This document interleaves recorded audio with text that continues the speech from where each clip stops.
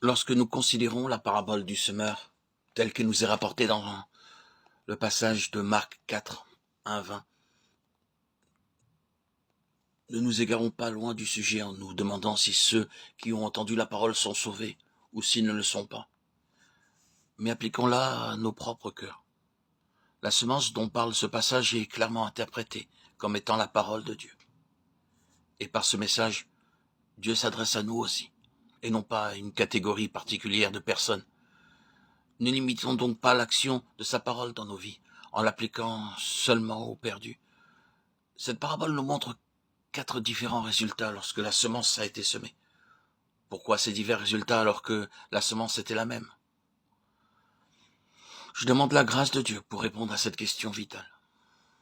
Je suppose qu'en tant qu'enfants de Dieu, nous espérons tous vivre et œuvrer étant assurés de l'approbation du Seigneur. Pourquoi alors nombreux sont ceux qui ne parviennent pas à ce résultat? Puis-je encore, en allant plus loin, poser cette question? Comment se fait-il que, dans les premiers jours de votre vie chrétienne, vous étiez si désireux de suivre le Seigneur et qu'aujourd'hui, vous soyez si peu empressés? Lorsque vous avez été confronté avec l'éternel dessein de Dieu, ne vous êtes-vous pas engagé pour le Seigneur de tout votre cœur? Qu'est-il donc arrivé depuis lors? Avez-vous été effrayé par les implications d'une telle offrande? Avez-vous réalisé un jour que si vous persistiez dans la voie des exigences divines, cela briserait vos plus chers espoirs, et vous n'avez pas supporté de devoir les délaisser? Le frottement du joug vous a-t-il irrité au point de vouloir vous en défaire? Avez-vous été accablé par les difficultés auxquelles vous avez été confronté, vous décidant à leur opposer une moindre résistance? Frères et sœurs, il n'y a qu'une seule et unique voie par laquelle Dieu puisse être glorifié, et ce chemin, c'est celui de la croix. À moins de vous être engagé résolument sur cette seule voie du début jusqu'à la fin de votre pèlerinage, vous ne pourrez pas parvenir au but. En considérant de nouveau la parabole, recherchons l'illumination du Saint-Esprit pour saisir le point capital de cette question. Dans Marc 4,5, nous lisons ceci. Une autre partie tomba dans un endroit pierreux, où elle n'avait pas beaucoup de terre. Elle leva aussitôt, parce qu'elle ne trouva pas un sol profond. Elle leva aussitôt. Quelle stupide croissance! La parole est tombée sur ce terrain et aussitôt quelque chose s'est produit. La parole n'est pas restée dans le domaine objectif de la doctrine. Elle a produit un changement subjectif. La croix a commencé d'opérer car l'enveloppe extérieure de la semence s'est ouverte soudainement et la vie a commencé à se manifester. Cependant, le Seigneur nous avertit qu'une croissance aussi rapide n'est pas la garantie d'un résultat permanent. Mais quand le soleil parut, elle fut brûlée et sécha faute de racines. Marc 4,6. Nous avons fait allusion à une personne qui aurait eu un splendide commencement, mais une fin déplorable.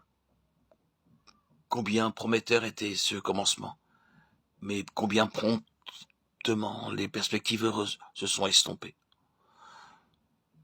Beaucoup de jeunes chrétiens se sont élancés sur le chemin de la croix avec beaucoup d'espoir. Mais au bout de quelques années, ou quelquefois 2 mois, toute cette exaltation est partie. Et il est bien difficile de déceler en eux un quelconque signe de vie. Le Seigneur ne se limite pas seulement à nous avertir par cette parabole.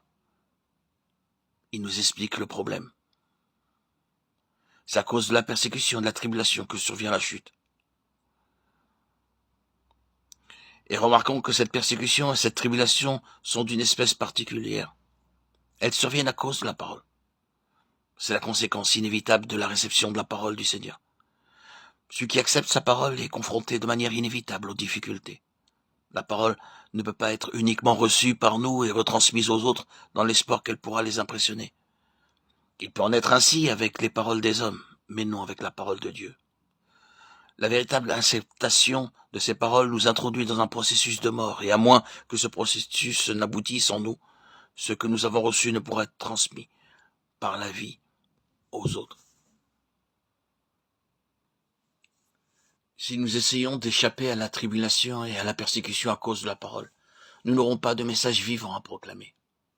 Lorsque nous recevons la parole, Dieu suscite des circonstances pour nous introduire dans l'expérience de chaque parole reçue. Par exemple, s'il s'agit de la patience, Dieu nous conduira dans des situations dans lesquelles la patience deviendra pour nous une urgente nécessité.